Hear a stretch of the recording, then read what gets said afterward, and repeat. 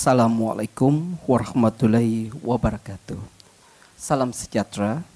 Bertemu lagi kita dalam acara pengabsahan Zapin Johor. Pada hari ini bersama saya sebagai pengacara, saya Abdul Hamid bin Chan, dan dua orang teman ini adalah adik guru dan juga penerus yang akan saya perkenalkan sebentar lagi. Baru sebentar tadi kita menonton persembahan rakaman daripada pelajar-pelajar program tari daripada Universiti Pendidikan Sultan Idris yang memainkan Zapin Melayu Johor. Baiklah, tanpa saya membuang masa, kita akan berkenalan dengan hadi guru, Profesor Dr. Muhammad Anis Muhammad Nur. Prof ataupun Ayanda kami kenali adalah pakar dalam Zapin Melayu Johor. Dan beliau merupakan seorang akademik, penulis, pengkritik dan juga moderator yang selalu membicarakan Zapin yang terdapat di Malaysia. Manakala di sebelah ujung sana Encik Abzan adalah teman seperjuangan dengan saya yang bersama-sama menimba ilmu Zapin yang ada di Malaysia ini. Encik Abzan juga adalah seorang penyelidik, akademik, penulis dan juga seorang pensyarah tenaga pengajar di UPSI dalam program tari. Baiklah, untuk tidak membuang masa, saya ingin mengajukan soalan kepada Prof, tetapi izinkan saya memberi sedikit gambaran tentang Zapin Melayu Johor. Pada tahun 1996, Yayasan Warisan Johor menjadi pemangkin pemunggaran semula Zapin-Zapin Johor dari kampung atau mukim di negeri Johor yang diterajui oleh Prof sendiri. Dan pemunggaran awal telah berlaku sebelum itu, iaitu pada tahun 1980-an, iaitu antara 1983 sehingga 1985. Penerusan pemunggaran berterusan sehingga awal tahun 1990-an, iaitu antara 1986 sehingga 1992. Sehinggalah terbitnya penulisan buku Zapin pertama, hasil penulisan Prof yang bertajuk Zapin Folk Dance of the Malay World. Baiklah Prof, saya ingin bertanya kepada Prof, soalan saya, bagaimanakah pemunggaran awal sekitar tahun 1980-an, iaitu antara 1983 sehingga 1985? Apa yang berlaku dan apakah penemuan-penemuan yang ditemui? Silakan Prof. Terima kasih. Assalamualaikum warahmatullahi wabarakatuh. Terima kasih Saudara Hamid.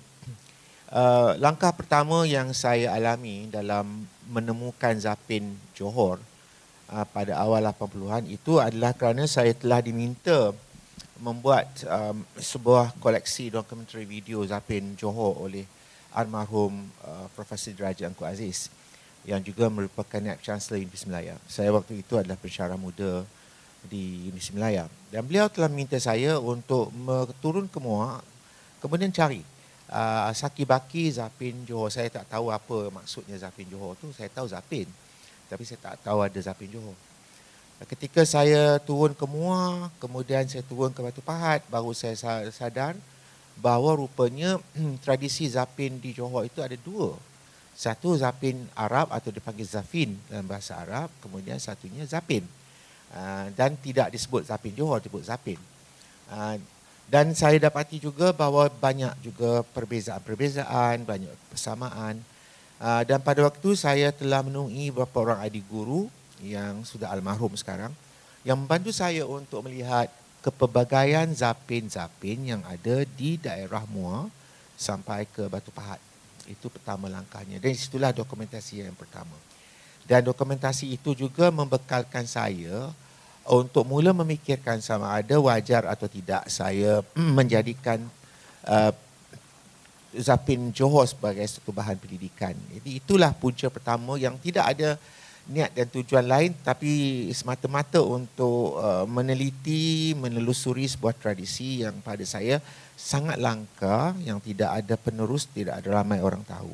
Itu yang berlaku pada tahun 80-an sehingga saya balik ke Amerika Syarikat melanjutkan pengajian peringkat kedoktoran di Universiti Michigan dan berbekal itu saya memikirkan bahawa sewajarnya saya gunakannya untuk kemungkinan menjadikan bahan disertasi. Itu tahap pertamanya. So masa pemunggaran awal tu, apakah di antara penemuan ragam yang terdapat, yang terkumpul daripada hasil pemunggaran awal? Pada peringkat awal, mereka tak panggil pun ragam-ragam, mereka cuma panggil langkah saja. Ada langkah yang ada nama, ada langkah yang tak ada nama. Tetapi yang jelas ialah ada 3 bahagian utama di Zapin di Johor, iaitu pertamanya memberi hormat kepada permainan gambus yang disebut taksim. Iaitu bila orang bermetik gambus, semua orang mestilah menghormati pemain gambus itu. Kemudian setelah gambus berhenti disambut dengan bunyi gendang atau kopak kamarwas, kasidah, barulah orang melangkah berkali-kali di antara pantun. Dan di antara pantun pula ada pukulan gendang marwas yang sangat kuat, bertingkah kuat. Itu dia namakan kopak. Itu diulang-ulang-ulang sampailah akhirnya mereka menamatkan di bahagian akhir yang disebut wainap atau wainak atau waina atau waina wailit, tengok daerah lah. Jadi itulah yang pada saya merupakan struktur persembahan Zapin di Johor. Di Malaysia pun dah ada Zapin yang agak-agak begitu, tetapi saya baru sedar kemudiannya bahawa yang terhasil di Malaysia itu yang dipanggil Zapin itu sebenarnya berakar daripada Zapin Johor. Menarik ya. Baik Prof, saya ingin bertanya kepada Encik Abzan. Setahu saya Encik Abzan tengah melanjutkan pengajian ke peringkat Doktor Falsafah dalam bidang pengkajian tari iaitu Zapin. Apakah pengkajian ini ada persamaan sebagaimana yang Prof lakukan dalam Zapin Melayu Johor? Baik, sebenarnya untuk dikatakan sama ataupun tidak tu pastinya ada persamaan sedikit. Tapi yang pentingnya Prof lebih banyak menekankan tentang bagaimana sejarah kedatangan Zapin ke rantau ini, khususnya di perairan Selat Melaka, dan kemudian bagaimana ia bertebaran sehingga ke Sulawesi, di kepulauan kecil sehingga ke perairan kita.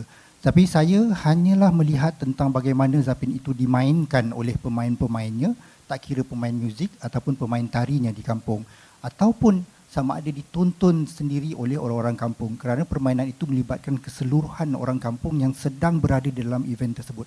Nah, itu khususnya apa yang intipati kajian saya, yang menjadikan kajian saya ini berbeza dengan kajian Prof Anis. Okey Prof, setelah 10 tahun melakukan penyelidikan Zapin Melayu Johor, iaitu daripada tahun 1982 sehingga 1992, apakah yang dilakukan hasil daripada penyelidikan? Seperti saya katakan tadilah, saya setelah berada di Amerika, saya pun bertuah juga mendapat dana daripada pihak penaja di University of Michigan dan juga daripada institusi pengajian sosial di Amerika yang memberi dana untuk saya balik membuat research lagi. Dan research itulah saya mula menjelajah di luar ke Johor. Saya ke Riau, Kepulauan Riau, saya ke Sumatera Utara, saya ke Jambi. Saya melihat apakah yang ada perbezaan dan persamaan dengan Zapin di Johor.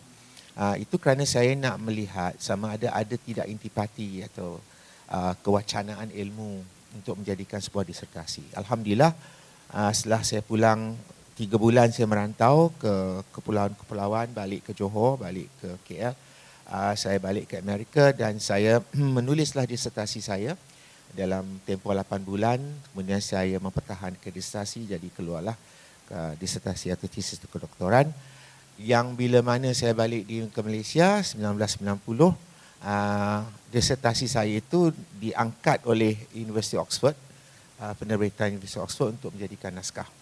Jadi itulah titik tolaknya dalam perkembangan Zapin di Johor. Apabila disertasi itu menjadi naskah atau buku yang pertama di dunia mengenai Zapin Johor atau Zapin Melayu oleh University Oxford. Jadi ianya kemudian memangkin minat pemimpin-pemimpin kita. Antara orang yang memimpin Tan Sri Gani Osman waktu itu, menteri-menteri belia, sukan, kemudian menteri-menteri besar, juga memancing keinginan untuk mengembalikan balik tradisi yang hampir pupus. Jadi ketika itulah barulah berlaku sejarah pemugaran daripada titik tolak penerbitan penaskahan dan juga saya mempelajari semua ragam-ragam yang ada kesamaan dan mirip pada Zapin Melayu. Itu tahapnya. Boleh tak Prof berikan sedikit di antara tokoh-tokoh dan juga ragam-ragam yang Prof temui daripada tokoh-tokoh dan di mana semasa membuat penemuan ini? Okeylah, saya terus terang saja, kalau Zapin di Johor itu tidak pernah bernaung di bawah istana. Itu perbezaannya. Zapin di Johor adalah merupakan wadah masyarakat yang berasaskan nasab keluarga atau nasab adik gurunya atau nasab ulama. Nah, pada negeri Johor itu pada umumnya Zapin itu datang daripada pusat pengajian. Sama ada dibawa oleh ustaz atau alim ulama. Berbanding dengan di Pulau Sumatera atau pulau lain, yang berkisar begitu juga pada asalnya tetapi kemudian dinaungi oleh istana. Seperti Istana Serdang di Sumatera Utara, Istana Deli Serdang, kemudian Istana Siak Indrapura di Siak, kemudian di Istana Palalawan, sampai ke peranan ke Bengkalis, kemudian turun ke Jambi, ke Palembang, sampai ke istana di Palembang. Begitu juga di istana di Kalimantan, di Pontianak dan di Mempawah. Jadi saya teruja bagaimana umpamanya Zapin yang orang Johor menganggap satu tradisi biasa yang kita mainkan untuk majlis-majlis keramaian itu menjadi sebuah seni yang halus diangkat ke istana. Rupa-rupanya begini, memangnya tradisi itu berasal dari rakyat. Bukan berasal dari istana ya. Berasal dari rakyat tetapi diangkat oleh istana kerana di dalamnya ada unsur-unsur keilmuan yang lebih dalam dari permainan. Maksudnya banyaklah fahaman-fahaman sufi ataupun tarikah yang ada terkait dengan permainan zapin itu. Jadi istana menjadi penaung, sementara di Johor kita main sama-sama. Kita rupa-rupanya di Johor juga ada dua kelompok. Satu orang Johor main untuk keramaian biasa, perkahwinan, berinai besar, khatanan segala macam. Tetapi juga ia juga menjadi sebuah persembahan atau sebuah praktik atau praktisi yang dilakukan oleh orang yang mengikuti fahaman tasawuf. Jadi itulah titik tolak menyebabkan saya melihat kembali asal usul bagaimana kalau zapin dari Hadramaut yang dibawa oleh Arab Hadrami ini, kenapa dia begitu? Rupa-rupanya bahawasanya Arab Hadrami yang merantau ke tempat kita, dia ada berbagai jenis, berkelompok, tapi majoritinya itu adalah merupakan dari nasab Rasulullah, yang mereka ada baninya Alawin, dan dari Alawin itu mereka ada baninya Bani Alawin atau Ba'alawih, dan Ba'alawih ini merupakan tarikah juga, dan mereka mempraktikkan zafin dalam tradisi itu dan juga sebagai tarikat atau amalan tarikat. Jadi itu yang menyebabkan zapin itu berkembang di istana kerana adanya pengaruh Alawin atau Arab Hadrami yang membawa agama Islam, da'i-da'i Islam menggunakan zapin. Jadi zapin digunakan seolah-olah sebagai satu perantaraan untuk memancing minat orang ramai dan juga mengerti akan ilmu dan falsafah agama. Jadi itu yang bagi saya itu yang anehnya, saya juga merasakan bahawa permainan zapin di Johor tu banyak-banyak langkah itu rupa-rupanya mirip dengan apa yang ada di luar. Antara siapa duluan atau siapa yang kemudian itu bukan masalah saya. Yang saya nak lihat itu umpamanya katakan sebuah langkah yang namakan langkah ayam patah. Apakah makna ayam patah? Jadi bagaimana ayam patah itu mirip berada di Siak dan ada juga di Johor. Itu saya melihat begitu. Atau kita lihat pusau. Pusauan itu perpusingan. Pusingan itu kalau di antara paling tinggi ilmunya itu bahawa kitaran hidup kita tidak mati, berpusar-pusar. Ilmu tauhid mengatakan juga tidak ada titik permulaan dan titik akhir. Itu konsep-konsep yang luar biasa falsafahnya. Itu ada di negeri Johor. Cuma yang membezakan ialah bagaimana ianya dimengertikan oleh orang-orang di kerajaan-kerajaan kesultanan-kesultanan yang dulu ada, sekarang dah tak ada. Tapi saki-bakinya masih dimainkan seperti Pulau Penyengat, istana Penyengat yang lama. Jadi kerana itulah maka langkah-langkah zapin itu sebenarnya sangat bersandar kepada alam.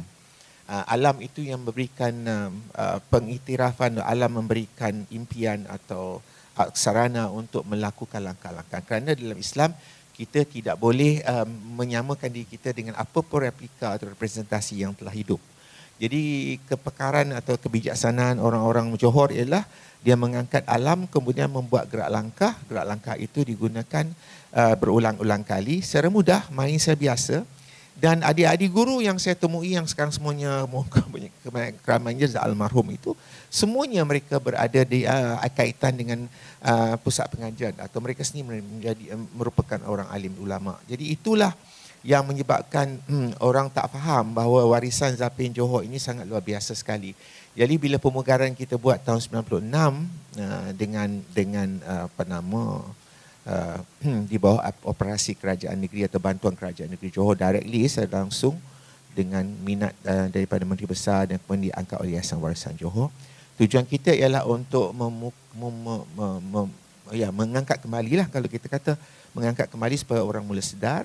Dan oleh kerana itulah zapin Melayu Johor ini telah pertama kali diperkenalkan dalam bengkel-bengkel tahun 96. Dan ianya bukanlah datang dari satu daerah, sebab itu saya kata zapin Melayu Johor. Ia merupakan gabungan pelbagai ragam yang saya belajar itu, saya angkat yang terbaik, yang berisi makna dan sifat yang saya sebutkan tadi, dimainkan dan tidak dipersembahkan, dimainkan supaya mereka faham itu satu hal riadah. Itulah maka zapin Melayu Johor itu merupakan zapin pertama yang telah diangkat sebagai projek pemugaran tahun 1996. Dan dengan itu juga kita boleh nyatakan bahawa zapin Melayu Johor ini adalah induk kepada zapin di Johor. Boleh kata begitu, kerana yang saya lihat ialah dulu Johor ni bukan satu, Johor, Riau, Lingga. Jadi sampai di Lingga pun ada kesannya. Tetapi kesemuan kesan itu adalah berpasak kepada pesantren atau madrasah atau sekolah pengajian. Itu yang luar biasa. Semua zapin ini berindukkan kepada alim ulama, guru-guru yang mengajar ilmu duniawi dan ilmu tarikat, ilmu keagamaan, terutama sekali lah dalam konsep ilmu tauhid. Jadi ini digunakan. Jadi oleh kerana itu bila saya katakan Zapin Melayu Johor itu dia merangkui bukan saja negeri Johor, konsepnya itu adalah yang mewakili kerajaan Johor. Johor lama, kerajaan yang ada serpihannya kerana serpihannya ke Siak. Jadi kalau kita lihat Siak itu sejarah mengatakan Siak dan pahlawan semua itu di bawah jajahan Johor. Jadi kerana itu saya tidak mengatakan ia khusus sesuatu, saya mengatakan Zapin Melayu Johor kerana ia juga mempunyai elemen dari Siak, dari Jambi, dari Palembang, dari Riau, Bintan, Bangka dan segala macam. Itulah istilah yang kita gunakan dulu. Ya, menariknya Zapin Melayu Johor ni dia melalui proses pemunggaran yang terlalu lama dan bukannya dalam masa jangka pendek dan dia melalui 3 fasa. Ya, so seterusnya Zapin Melayu Johor ni telah dibawa keluar sebenarnya daripada Johor dan pernah berada di Kuala Lumpur di Institut Pengajian Tinggi.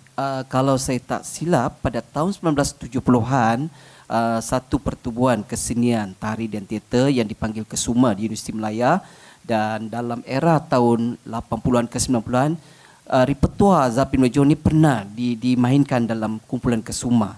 Dan seterusnya Zapin Melayu Johor ni juga menjadi salah satu subjek wajib di Akademi Seni Kebangsaan atau ASK yang ditubuhkan pada tahun 1994 dan sekarang dikenali sebagai Aswara.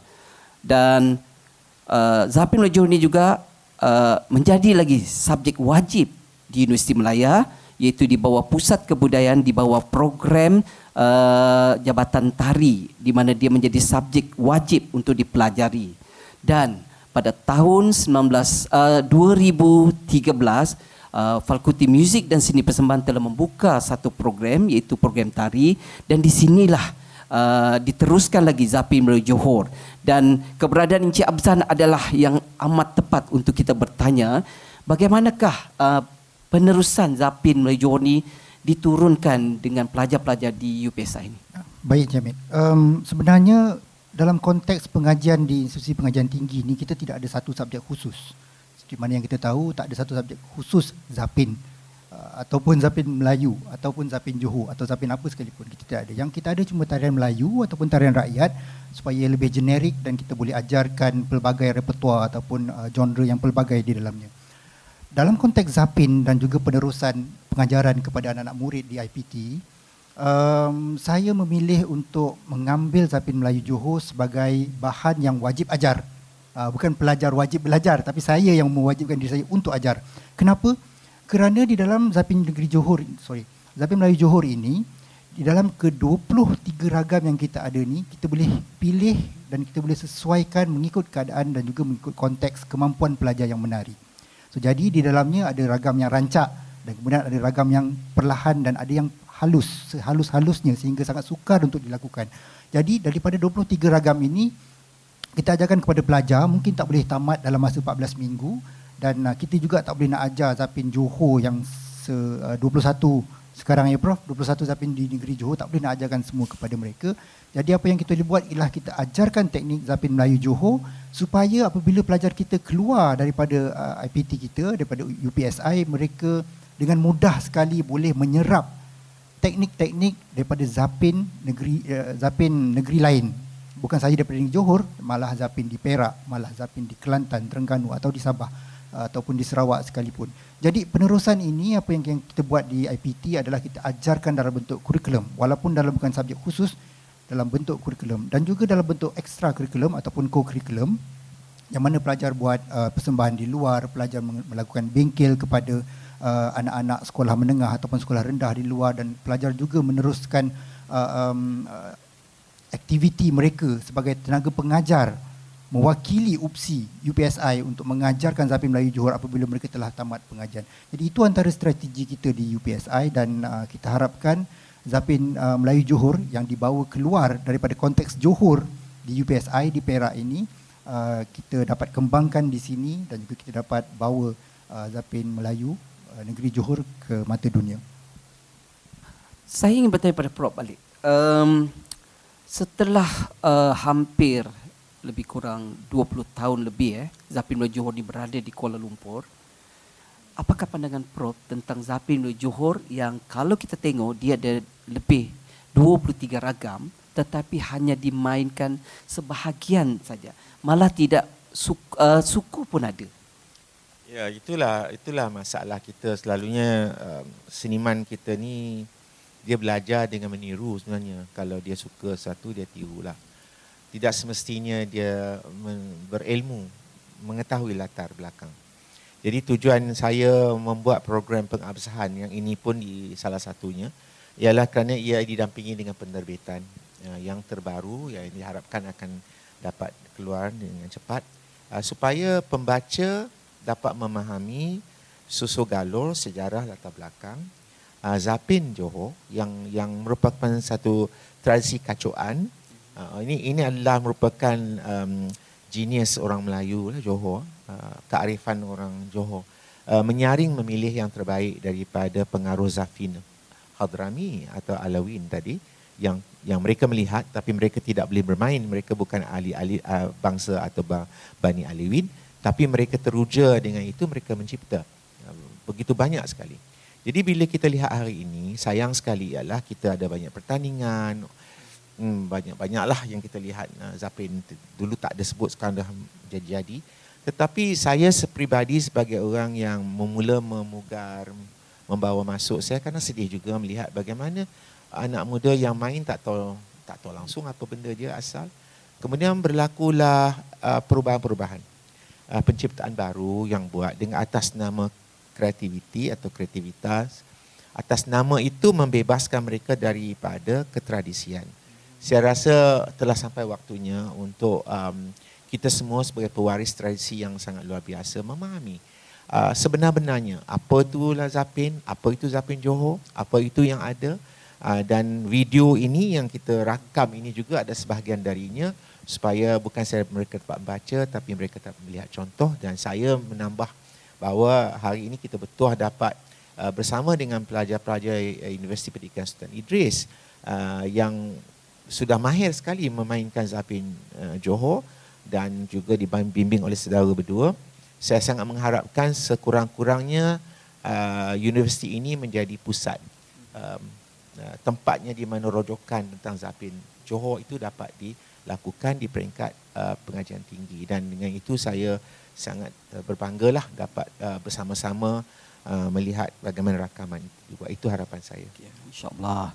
Okey Prof, tadi kita melihat bagaimana ragam-ragam yang dimainkan oleh pelajar-pelajar tari daripada UPSI dan sangat menarik, ada 23 ragam. Dan dalam ragam-ragam itu ada falsafah dan makna sendiri. Mungkin Prof boleh perjelaskan maknanya dalam Zapin Melayu Johor, apakah yang dimaksudkan dengan ragam-ragam pergerakan, langkah kaki, liuk tubuh dan linggangan tangan dan mempunyai yang ciri-ciri khusus. Sebenarnya Zapin ini permainan. Jadi permainan itu dia tak adalah memaksa orang membuat sesuatu seperti kita buat tradisi klasik, ya, kena ikut hukum, salah hukum, tergelincir. Tetapi bentuk Zapin itu adalah pada tubuh. Sifat tubuh itu sebagai abjad atau alif. Itu abjad pertama, alif, ketegakan, itu juga merupakan ketauhidan. Itu menyebabkan bahawa orang main Zapin itu dia tidak duduk di lantai, dia mesti tegak berdiri, dia melangkah dengan jelas, tetapi dihaluskan langkahnya supaya dia lebih sesuai dengan naluri dan sifat kesenian orang Melayu. Kemudian setiap langkah saya kata tadi adalah berhubung kait dengan alam yang mereka ni. Kalau orang itu berada di pesisir lautan seperti Zapin-Zapin yang berada di Mersing, di kepulauan di Mersing, di Johor, kebanyakan ragam atau langkah mereka itu banyak menggunakan langkah ketam, langkah udang, langkah macam-macam yang ada terkait dengan laut. Kemudian kalau kita lihat pada orang yang pedalaman, dia ada siku keluangnya, dia ada langkah-langkah yang berojok kepada alam hutannya. Kemudian kalau kita lihat orang di pesisir sungai-sungai, mereka gunakan pusau. Seperti ikan belanak berpusau, burung-burung tiung, segala macam. Inilah yang menginspirasikan. Jadi sebenarnya tidak ada sesuatu sebenarnya mendasari yang harus, yang wajib. Tapi setiap bahagian di Johor, setiap zapin yang ada di Johor, 21 buah zapin itu masing-masing mempunyai sifat yang tersendiri, tetapi asas polanya adalah sama dalam konteks langkahan bolang alik, dalam masuk taksim, dalam keluar inap. Jadi kalau nak perincikan secara halus dalam dialog ini tak mungkin boleh tetapi saya syorkanlah kepada yang menonton bila naskah ni keluar, belikan buku itu supaya dapat dilihat bersama dengan video yang telah kita usahakan. Itu harapan saya. Betul. Terima kasih Prof. Zapin Melayu Johor ni sangat popular, ya, dan pada awal 90-an, pertengahan 90-an, ujung 90-an seringkali dipentaskan, terutama di pertandingan. Saya sempat menonton dalam sekitar tahun 1990-an dalam Festival Tari Malaysia dan sehingga ke awal 2000 dan sehingga kini. Pertanyaan saya kepada Prof, bagaimana gandingan Zapin Melayu Johor ini dimainkan dengan lagu-lagu yang berbagai-bagai alunan? Contohnya kalau kita tengok ada lagu Ya Ladan, Lancang Kuning, 6 CD. Atau adakah satu lagu yang khusus yang sangat halus untuk Zapin Melayu Johor? Tidak juga. Zapin Johor ni dia guna irama yang sama. Kalau Lancang Kuning, Anak Ayam, Naam Sidi, Fazal Ham itu adalah genre lagu. Tetapi yang berbeza ialah kasidahnya.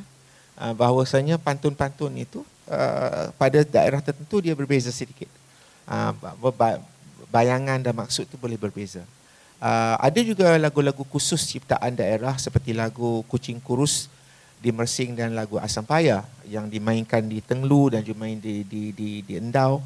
Kemudian lagu seperti Awal Bismillah yang dimainkan di Pekajang.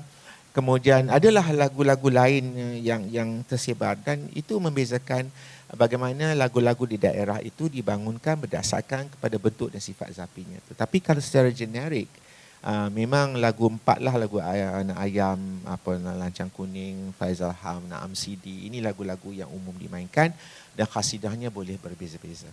Terima kasih Prof. Okey, tuan-tuan dan puan-puan, dengan penjelasan daripada hadi guru kita iaitu Profesor Dr. Anis dan rakan saya iaitu Encik Abzan, saya harap kita sama-sama mendapat ilmu dan sedikit penjelasan tentang Zapin Melayu Johor. Terutama pada hari ini kita bersempatan menonton rakaman pengabsahan ragam-ragam dan juga main Zapin Melayu Johor. Dengan itu terima kasih pada Prof dan Encik Abzan. InsyaAllah kita akan bertemu lagi di acara yang lain. Assalamualaikum warahmatullahi taala wabarakatuh.